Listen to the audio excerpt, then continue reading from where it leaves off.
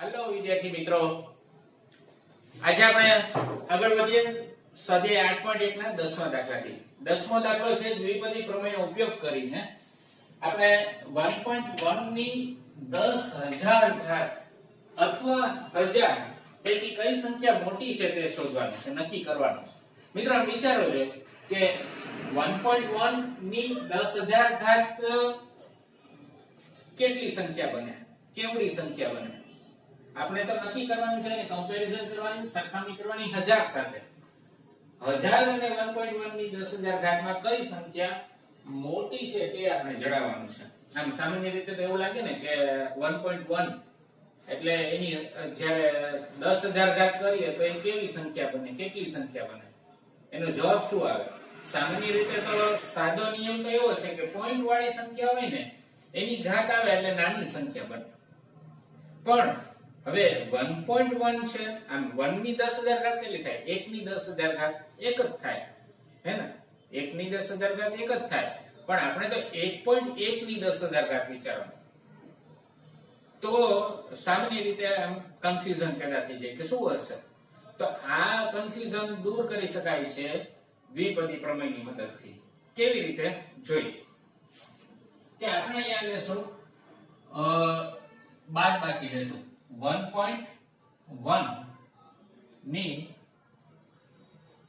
10,000 ઘાત અને -1000 લેશું. બરાબર, આ બે સંખ્યા વચ્ચે કમ્પેરીઝન કરવાની છે એટલે આપણે બે ની બાદબાકી લઈએ. જો આનો જવાબ <0 આવે તો શું થશે કે આ -1000 સામે જાય તો 1000 મોટા ગણાય ને કોના કરતા? 1.1 ની 10,000 ઘાત કરતા. અને જો આનો જવાબ >0 આવ્યો તો શું સમજવાનું કે 1.1 ની 10,000 ઘાત એ 1000 કરતા મોટા થાય, કેમ કે -1000 છે સામે જાય તો 1000 કરતા 1.1 ની 10,000 ઘાત મોટી થઈ જાય. તો આપણે આ ગણતરી ચેક કરવી છે. તો આ ગણતરી ચેક કરવા માટે આપણે પહેલા દ્વિપદી પ્રમેયની મદદથી 1.1 ની 10,000 ઘાતની કિંમત આપણે શોધવાની રહે. બરાબર, કેવી રીતે? આ બાદબાકી કરીને. તો જોઈએ છે, ચાલો આપણે આ પહેલા આની કિંમત શોધીએ છીએ. કેવી આવે છે? માત્ર એટલું જ જોવું છે કે ધન આવે છે કે ઋણ. શું કિંમત આવે છે એનાથી મતલબ નથી. શું કામ? કે આપણે તો ખાલી નાના મોટા મોડું જ નક્કી કરવાનું છે, કઈ સંખ્યા મોટી છે એ જોવાનું છે. તો આનું સાદુરૂપ આપીએ છે. સાદુરૂપ આપવા માટે આને દ્વિપદી પ્રમેયમાં દર્શાવવું છે એટલે બે ભાગમાં વહેંચીશ, બે પદમાં વહેંચી દઈશ. બે પદમાં કેમ વહેંચું છું કે 1 + 0.1 આવી રીતે બે પદના સરવાળામાં મેં વહેંચી દીધી. બરાબર, તો 1 + 0.1 ની 10,000 ઘાત લખવાની થાય. 10,000 ઘાત લખવાની થાય -1000 થઈ ગયું. હવે દ્વિપદી પ્રમેયનો ઉપયોગ કરો. n બરાબર 10,000 થઈ જશે. n બરાબર કેટલા? 10,000. a બરાબર 1 અને b બરાબર 0.1. હવે મિત્રો યાદ હોય તો તમને એક ઓલું સ્વરૂપ મેં બતાવી દઉં, 1 + x ની n ઘાત વાળું. યાદ છે? 1 + x ની n ઘાત વાળું. તો એ અહીંયા આપણે ઉપયોગમાં લેશું. 1 + x ની n ઘાત વાળું જે સૂત્ર હતું એ આવું છે કે 1 + x ની n ઘાત બરાબર nc0 + nc1 x + nc2 x² up to ncn x ની n ઘાત. આ રીતે આ વિસ્તરણ છે. દ્વિપદી પ્રમેયનું જ એક પરિણામ છે. બરાબર, તો આનો આપણે સીધો ઉપયોગ કરશું. તો આની અંદર આપણે શું કરશું કે x બરાબર 0.1 લઈ લઈએ. આને આપણે x કહી દેવાનું અને આને આ જે સંખ્યા છે એને n કહી દેશું. બરાબર, તો -1000 છે એમને ચાલ્યા આવશે. તો આપણે સાદુરૂપ આપીએ આવી રીતે આ સૂત્રનો ઉપયોગ કરીને.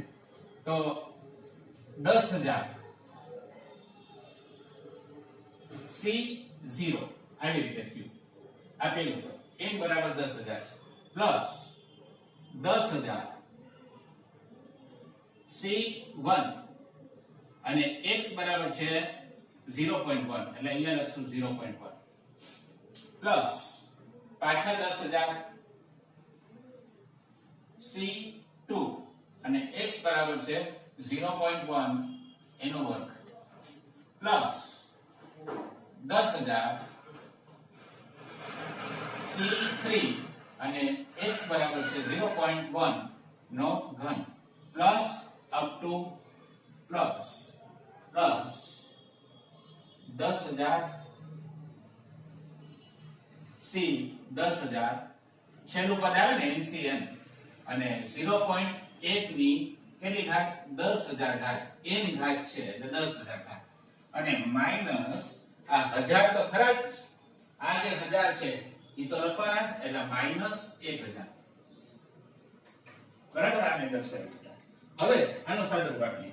તમને થાય મિત્રો કે આવડું મોટું સાદુરૂપ દેવાનું ના કઈ એવી જરૂર નથી. માત્ર આ ધ્યાન આપો કે 10,000 c0 nc0 થયું હંમેશા 1 હોય.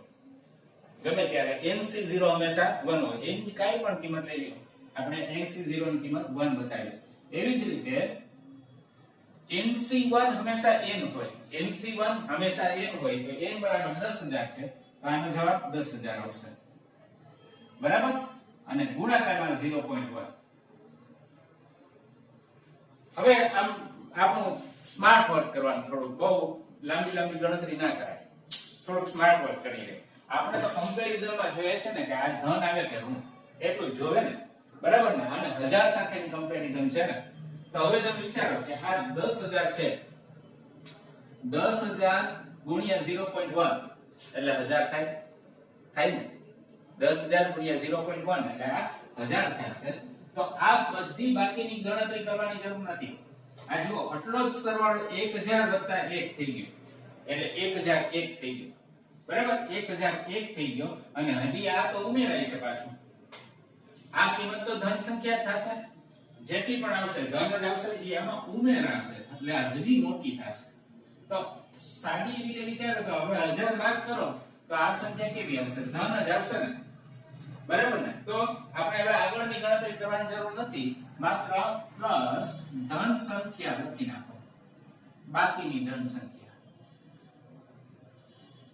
આ સ્માર્ટ વર્ક કર્યું કહેવાય. આપણે તો કમ્પેરિઝન થી મતલબ છે એટલે બાકીની ધન સંખ્યા અને માઈનસ 1000 તો છે જ તો માઈનસ 1000 અહીંયા લખી નાખો માઈનસ 1000. આ સ્ટેપ આવે જ છે આ લખવાનું બરાબર.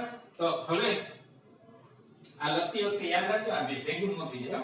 ભેગું થઈ જશે તમે જ કન્ફ્યુઝનમાં મુકાશો. ચાલો અહીંયા બોર્ડર ખેંચી દો.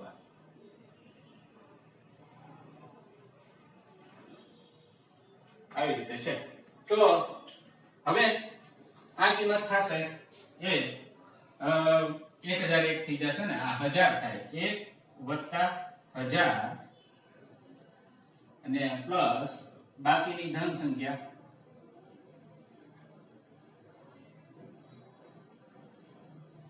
આખી બધી ગણતરી કરવાની જરૂર નથી. આપણે તો સરખામણી જ કરવાની છે માટે માઈનસ આ 1000 આવશે. હવે શું થાય? હવે 1000 કેન્સલ થઈ જાય. 1000 આ કેન્સલ. જો આ કટ 1000 કટ તો બાકી વધ્યું શું? બાકી વધ્યું 1 વત્તા બાકીની ધન સંખ્યા. 1 વત્તા બાકીની ધન સંખ્યા. તો આ કિંમત કેવી હોય મિત્રો વિચારો? 1 વત્તા બાકીની ધન સંખ્યા એટલે ધન જ આવે ને ગ્રેટર ધેન 0 જ આવે. તો આ સંખ્યા છે એ ગ્રેટર ધેન 0 મળી.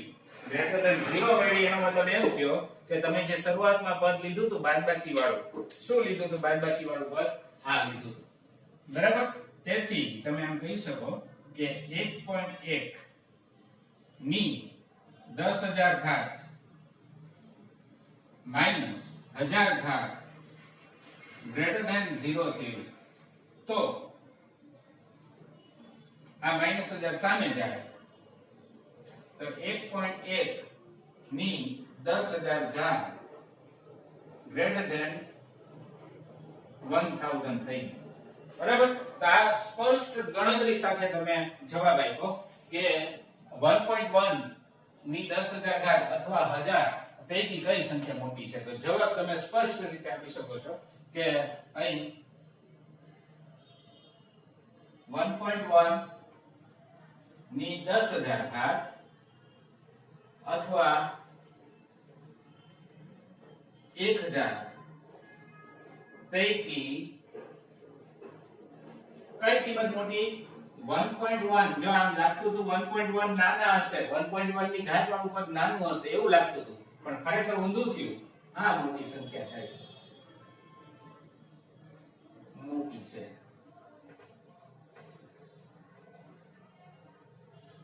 જો આ કીધું આપણો પૂરો તો આવી રીતે આપણે આ ગણી શકશું તો આવા બીજા પણ અન્ય દાખલાઓ છે પણ સ્માર્ટ વર્ક કરવાનો હવે તમને એમ થાય કે આ બધું ગણીએ જરૂરત નથી આપણે તો કમ્પેરિઝન કરી છે આપણે ક્યાં એક્ઝેક્ટ કિંમત શોધવાનું કીધું છે બરાબર એક્ઝેક્ટ કિંમત શોધવાનું કીધું હોય તો ગણવું પડે પણ એવું કીધું નથી તો પછી છોડી દો માત્ર આપણે જરૂરી છે એટલું જ બતાવો આપણું જરૂરી છે એટલું બતાવી દીધું ઓકે ચાલ હવે આગળનો નેક્સ્ટ પ્રશ્ન બહુ જ અગત્યનો છે પરીક્ષાની દ્રષ્ટિએ પણ હવે નેક્સ્ટ જે ક્વેશ્ચન છે આગળનો પ્રશ્ન છે એ આપણે સમજીએ છીએ ચાલો હવે સમજીએ છીએ 11મો પ્રશ્ન એના પછી 12મો પ્રશ્ન આના જેવો જ છે તમારે જાતે હોમવર્કમાં કરવાનો છે એટલે આ પ્રશ્ન બરાબર ધ્યાનથી સમજજો બરાબર 12મો આવો જ પ્રશ્ન છે તમારે હોમવર્કમાં કરવાનો છે તો ચાલો ધ્યાનથી સમજાવું છું તમે ધ્યાનથી સમજજો શું કરવાનું છે કે આ કિંમત શોધવાની છે પહેલા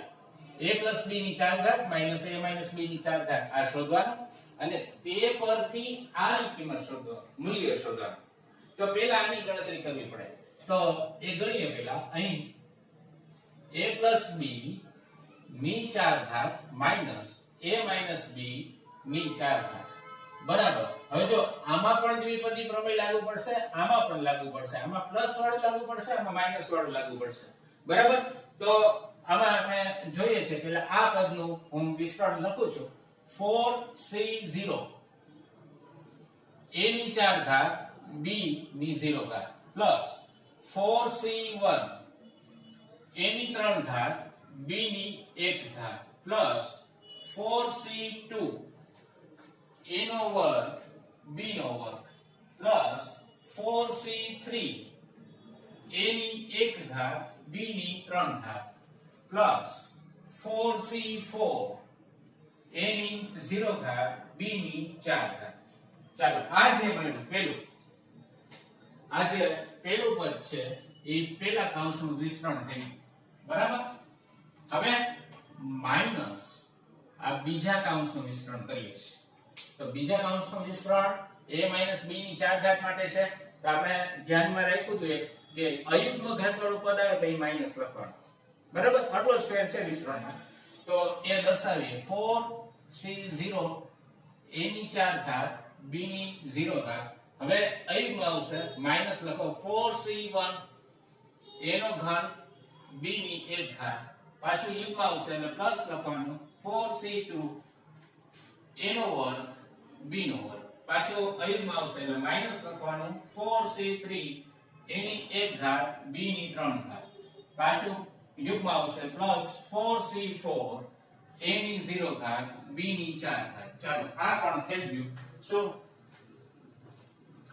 a - b ની 4 ઘાત નું વિસ્તરણ હવે આમાં ધ્યાન રાખવાનું છે કે 12 માઈનસ છે તો હવે તમે આપ સમજો ગણતરી કે આ જે 12 માઈનસ વાળું પદ છે એ અંદર ગુણાય તો શું થાય આ માઈનસ થઈ જાય આ પ્લસ થઈ જાય આ માઈનસ થઈ જાય આ પ્લસ થઈ જાય આ માઈનસ થઈ જાય બરાબર તો એ રીતે આપણે સમજીને સાદુરૂપ આપવાનું છે તો માઈનસ અંદર ગુણી નાખો જો તમે આમ કરી શકતા હો સીધું તો પદ કેન્સલ થઈ શકે જો ક્યાં ક્યાં પદ કેન્સલ થઈ શકે કે આ માઈનસ અંદર થયા જો આ માઈનસ થયા હું અહીંયા આ માઈનસ સમજુ છું આ પ્લસ સમજુ છું તો આ બે કેન્સલ થઈ જાય કે નહીં બરાબર હવે આ પ્લસ થઈ ગયા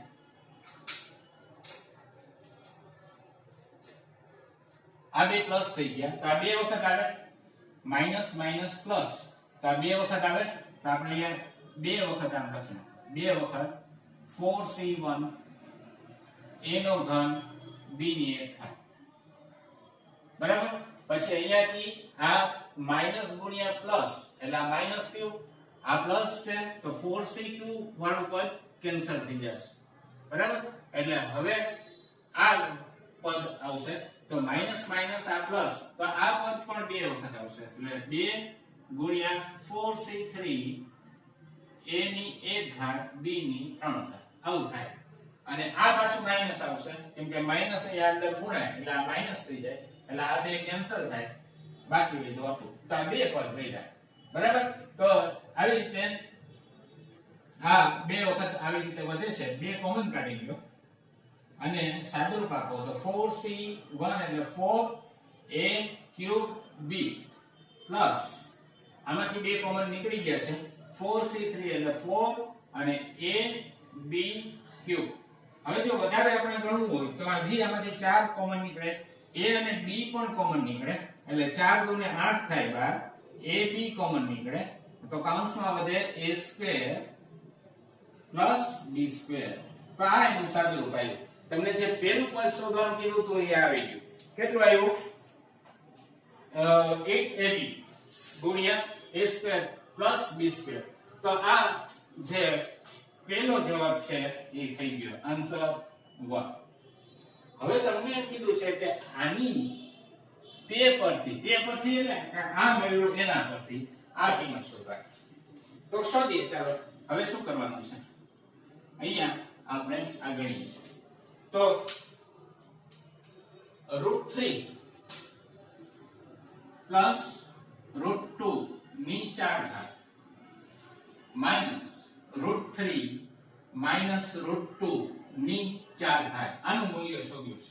તો તમે કહેશો કે આને a કહી દો, આને b કહી દો, આને a કહી દો, આને b કહી દો. છે લઈ શકાય છે? લઈ જ શકાય ને સર. કેમ ન લઈ શકાય? લઈ જ શકાય. તો હવે આ a ને b હોય, આ a ને b હોય તો આ તો આખું એમ જ છે ને. જો અહીંયા પણ 4 ઘાત છે, અહીંયા પણ 4 ઘાત છે, અહીંયા પણ 4 ઘાત છે, અહીંયા પણ 4 ઘાત છે, વચ્ચે માઈનસ છે, અહીંયા પણ માઈનસ. તો આખું સ્વરૂપ ઈ જ છે, માત્ર a અને b ની કિંમત અનુક્રમે √3 અને √2 છે. તો આ પ્રમાણે તમે જોવા જાઓ તો અહીંયા 8ab સીધું અને એક નંબર આપી દો પરિણામ 1. તો સીધું લખો 8 a એટલે √3 અને b એટલે √2. કિંમતો જ મૂકવાની છે, બીજું કઈ કરવાનું નથી.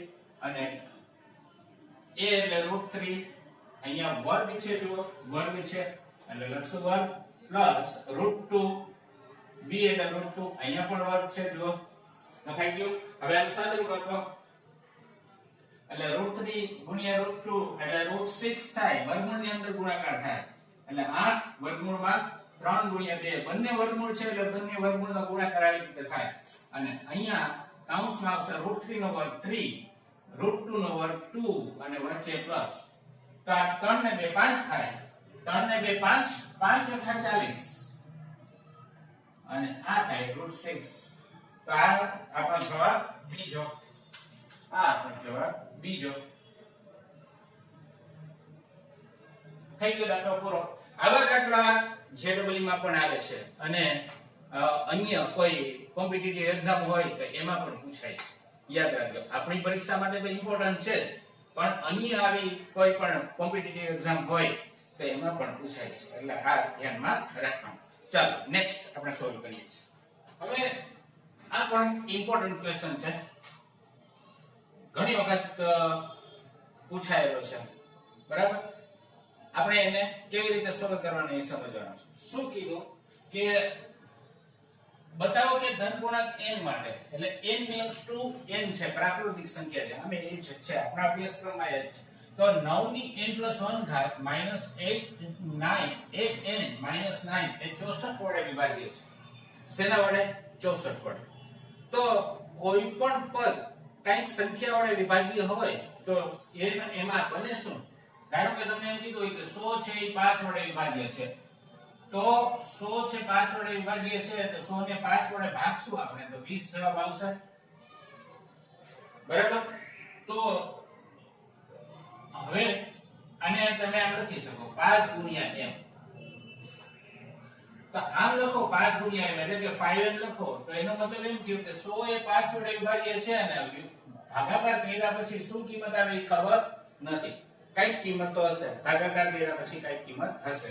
તો હવે એમ કીધું હોય કે આ પદ કોઈક a b છે એ 5 વડે વિભાજ્ય છે તો તમે એને કેમ દર્શાવી શકો a b બરાબર 5 એનો એક અવયવ 5 હોય ભાગાકાર કરો એટલે બે અવયવ બને બરાબર નિશેષ વિભાજ્ય હોય એટલે બે અવયવ બને તો એક અવયવ 5 હોય બીજો કાઈ પણ હોઈ શકે જેમ અહીંયા 20 આવ્યો છે હવે અજ્ઞાત પદ હોય અને એમ કહી દીધું હોય કે 5 વડે વિભાજ્ય છે તો બીજો અવયવ તમે જાણી ન શકો અહીંયા તો 100 છે જાણીતી સંખ્યા હતી તો બીજો અવયવ 20 ખબર પડી ગઈ પણ આ 100 ની તમને એમ કીધું હોત કે 100 ની કે ઘાત તો ખબર ન પડે બીજો પદ શું આવશે એ ખબર ન પડે અહીંયા 100 ની એક ઘાત હોય તો 20 આવે એ ખબર પડે પણ 100 ની કે ઘાત કીધી કે બરાબર તો ગમે તે કિંમત આવી શકે તો આ ખબર ન પડે પણ 5 વડે વિભાજ્ય છે અને બીજો અવયવ કાઈ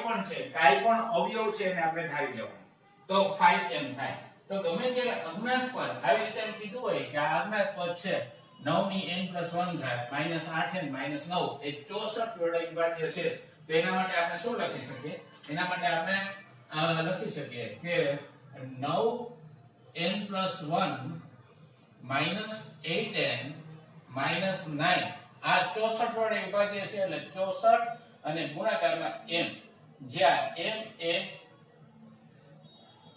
કોઈ ધન સંખ્યા છે બરાબર અહીંયા ધન સંખ્યા આવશે તો આવી રીતે આ આપણે ધારી શકીએ જ્યારે 64 વડે વિભાજ્ય હોય એમ કીધું ત્યારે તો હવે આ દાખલો આપણે ગણશું કેવી રીતે દ્વિપદી પ્રમેયનો ઉપયોગ કરવાનો છે દ્વિપદી પ્રમેયનો ઉપયોગ કરવો હોય એટલે એની અંદર બે પદના સરવાળા અથવા બાદબાકીનું વિસ્તરણ લઈને દર્શાવવું પડે આપણે શરૂઆતમાં એમ લખશું કે અહીં આ જે યોગ્ય રજૂઆત છે એ આવી હોવી જોઈએ એ 64 વડે વિભાજ્ય છે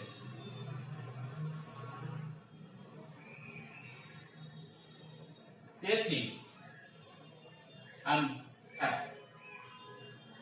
બરાબર આ શરૂઆત આપી હવે 64 વડે વિભાજ્ય છે એવું બતાવવું છે દ્વિપદી પ્રમેયની મદદથી બતાવવું છે તો તમે દાખલાની શરૂઆત કેમ કરશો હંમેશા યાદ રાખો જેમાં ઘાત વાળું પદ હોય ને એને પકડવાનું ઘાત વાળું પદ છે 9n+1 એને તમે લ્યો તો અહીંયા શરૂઆત તમે અહીંયાથી કરશો 9n+1 થી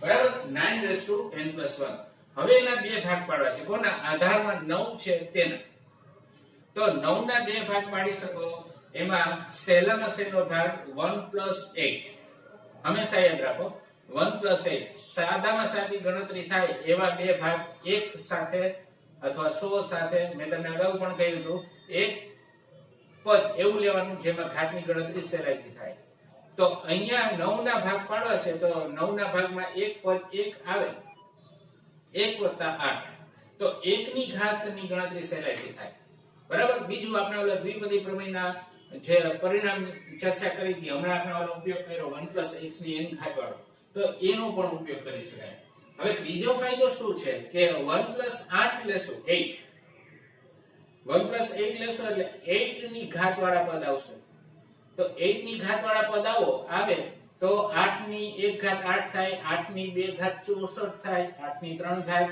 64 ગુણ્યા 8 થાય 8 ની 4 ઘાત 64 ગુણ્યા 64 થાય તો એમાં 64 આવે છે આપણે જેના વડે વિભાજ્ય છે એવું બતાવવું છે 64 આવે તો એ ફાયદો છે એ ફાયદો કેમ ઉઠાવશો ચાલો જોઈએ ચાલો તો શું કરીશું 9 ને ભાગમાં વેચીશ 1 + 8 1+8 અને એની ઘાતમાં આવશે n+1 હવે આ દ્વિપદી પ્રમેય લાગુ પાડવાનું ઘાતમાં ધ્યાન રાખજો કે n+1 છે તો જ્યાં જ્યાં આપણે n લખતા હતા દ્વિપદી પ્રમેયની અંદર ત્યાં આપણે n+1 લખશું હવે આ 1+8 વાળું પદ છે એટલે આપણે એ જ હમણાં અહીંયા જે સ્વરૂપ લખ્યું હતું 1+x ની n ઘાત વાળું એ આપણે ઉપયોગમાં લેવાના છે તો શરૂ n+1 c 0 થી થશે યાદ રાખજો મિત્રો ઘાતમાં ગમે તે પદ આપે એને જ તમારે અહીંયા આવી રીતે શરૂઆતમાં લખવાનું થશે ઓલું તો સાદું સ્વરૂપ હતું દ્વિપદી પ્રમેયમાં n ઘાત છે એ તો સિમ્બોલિકલ છે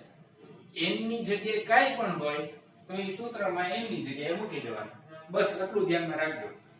n ની જગ્યાએ કાઈ પણ હોય તો સૂત્રમાં n ની જગ્યાએ મૂકી દેવાનું. સૂત્ર શું હતું? ફરીથી લખું છું.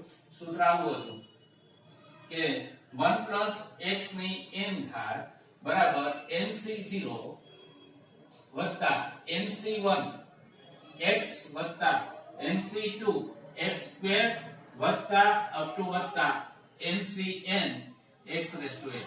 આ રીતનું દ્વિપદી પ્રમેયનું પરિણામ છે. આનો ઉપયોગ કરવાનો. તો અહીંયા n ઘાત હતી તો આ બધી જગ્યાએ n આવ્યા. તો અહીંયા n+1 ઘાત હોય તો બધી જગ્યાએ આપણે n ની જગ્યાએ n+1 મૂકી દેશું. ચાલો આ થઈ ગયું n+1 c0 આ પહેલી રીતે. પછી n+1 c1 x ની જગ્યાએ 8 છે 8 લખી નાખશું પ્લસ n+1 c2 8 નો વર્ગ પ્લસ n+1 c3 8 નો ઘન પ્લસ n+1 હું હજી એક પદ વધારે લખું છું 4 અને 8 ની 4 ઘાત પ્લસ અપ ટુ પ્લસ અને છેલ્લે આવશે n+1 8 ની n+1 ઘાત. આવી રીતે બને. બરાબર. તો આ મિશ્રણ થઈ ગયું. હવે આમાંથી સાદુરૂપ આપો. સાદુરૂપ આપો છો તમે તો તમને ખબર છે કે આનો જવાબ તો એક જ આવે. હંમેશા nc0 n ની જગ્યાએ કાઈ પણ સંખ્યા હોય c0 તો 1 એક જ જવાબ આવશે. તો અહીંયા 1 પ્લસ આ પણ ખબર છે nc1 એટલે n તો n+1 c1 તો n+1 અને ગુણાકારમાં 8. આનો જવાબ ખબર આપણે રાખવાની જરૂર નથી. n+1 c2 સ્માર્ટ વર્ક કરો. અહીંયા પણ n+1 c2 ગણવાની જરૂર નથી. આપણે 64 વડે વિભાજ્ય છે ને એવું બતાવવું છે. તો 64 કોમન નીકળે એવી રીતે ગોઠવણી કરવાની. તો 64 અહીંયા આમ રાખવા 64 બરાબર. 64 કોમન અહીંયા આમ રાખો. હવે જો અહીંયાથી તમે એવું વિચારી શકો કે આ જે 3 અહીંયાથી શરૂ કરીને આટલું છે ને જે એ બધાયમાંથી 8 નો વર્ગ કોમન નીકળે કે નહીં? જો અહીંયા 8 ની 2 ઘાત છે, અહીંયા મોટી ઘાત છે, અહીંયા એનાથી મોટી ઘાત છે, આ એનાથી મોટી ઘાત છે. તો 8 નો વર્ગ કોમન નીકળી શકે. 8 નો વર્ગ કોમન કાઢો. બધામાંથી 8 નો વર્ગ કોમન કાઢો. 8 નો વર્ગ કોમન આ અહીંયા જે આટલા પદ છે બાકીના પહેલું અને બીજા પદમાં આપણે કિંમત મૂકી દીધી. બાકીના ત્રીજા પદથી શરૂ કરીને છેલ્લા પદ સુધીમાં 8 નો વર્ગ કોમન કાઢ્યો છે. તો અહીંયા શું બાકી રહેશે? n+1 c2 ગણવાની જરૂર નથી. બરાબર. પ્લસ n+1 c3 હવે 8 નો વર્ગ કોમન નીકળી ગયો. 3 માંથી 2 બાદ થાય એટલે 1 એટલે 8 વધે પ્લસ n+1 c4 અહીંયા 8 નો વર્ગ કોમન નીકળી ગયો. 4 માંથી 2 ઘાત બાદ થાય એટલે 2 વધે. હંમેશા જેટલી ઘાત કોમન નીકળે ને એ બાદ થાય. યાદ રાખજો જેટલી ઘાત કોમન નીકળે એ ઘાત બાદ થાય. તો અહીં એ પદમાંથી બાદ થાય. તો 8 ની 4 ઘાતમાંથી 2 ઘાત વાળું પદ કોમન નીકળ્યું તો 2 ઘાત આમાંથી બાદ થાય.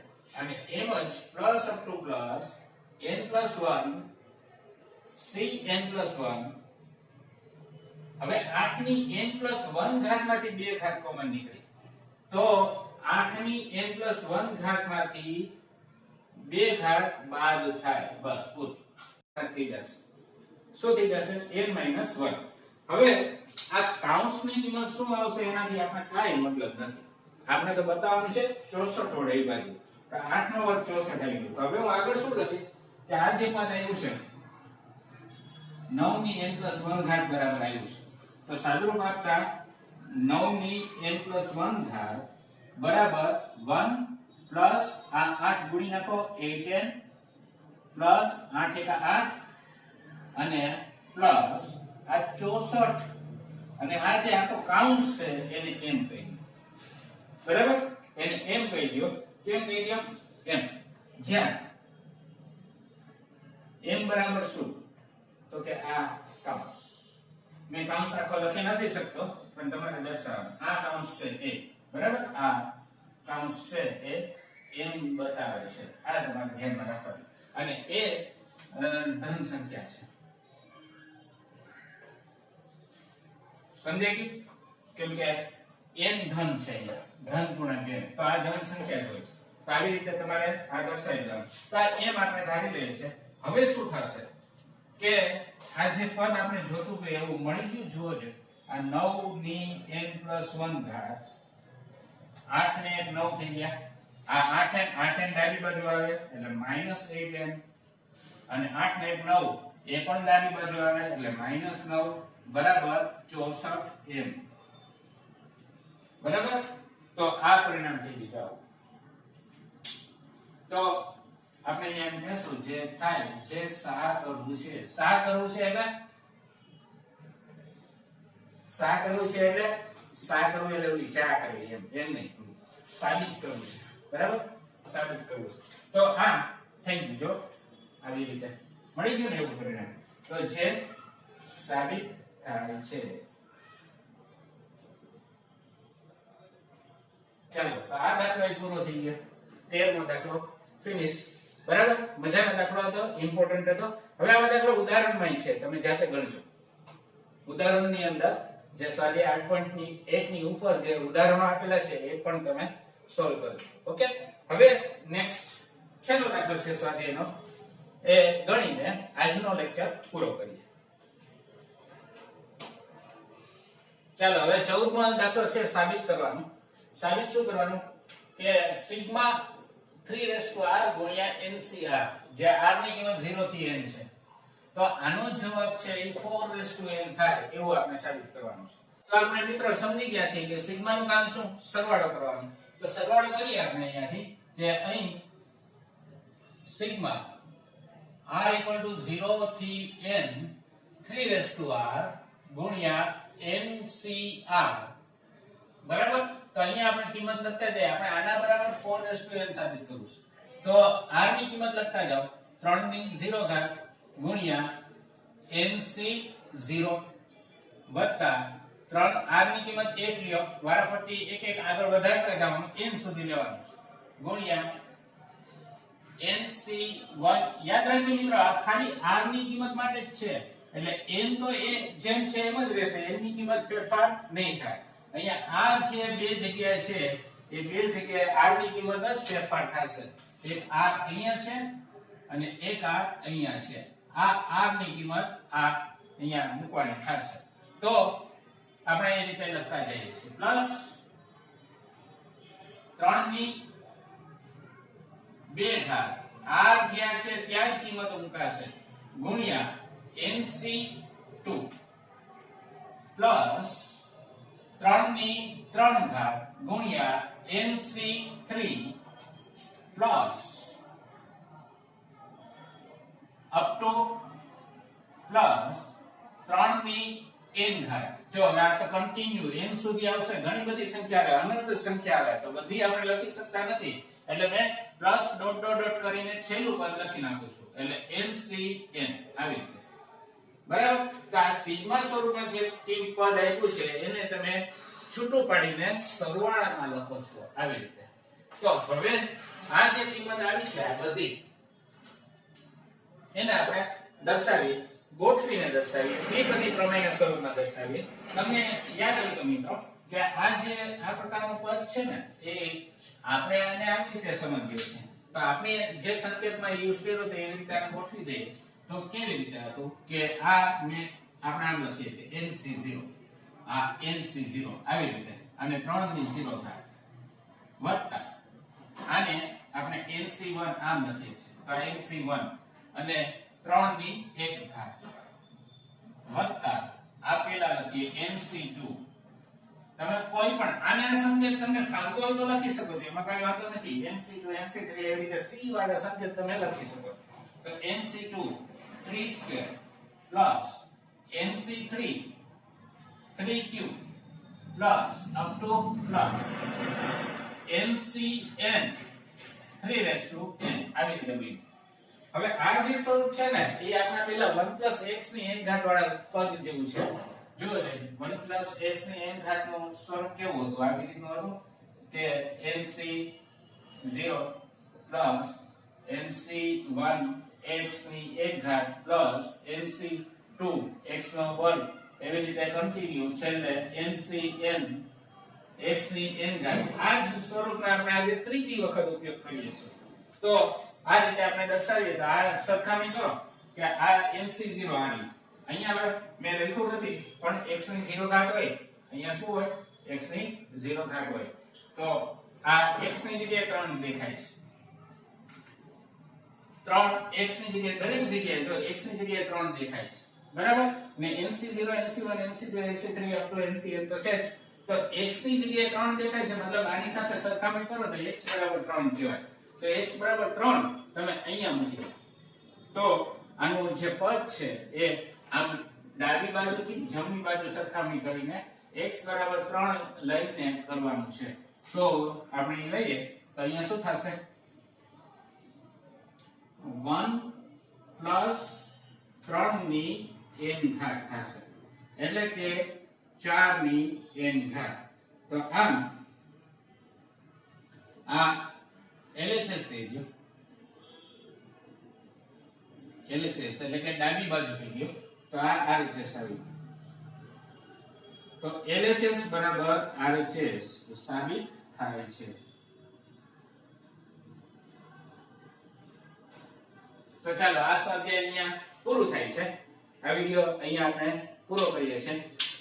વધુ નવા ટોપિક સાથે આવતી વિડિયોમાં ફરી મળીશું. ત્યાં સુધી તમારી કાળજી લેશો, ઉદાહરણના દાખલા ગણજો અને મેં તમને એક આજે ક્વેશ્ચન હોમવર્કમાં આપ્યો છે. ક્વેશ્ચન 12 12નો દાખલો. હોમવર્ક ક્વેશ્ચન 12 આ તમારે જાતે ગણવું છે અને ઉદાહરણો બધા જેટલા ઉદાહરણો તમારી પાસે છે સ્વાધ્યાય 8.1 પહેલાના એ બધા કરવાના. કેટલા છે? લગભગ 4 ઉદાહરણ છે, 1 થી 4.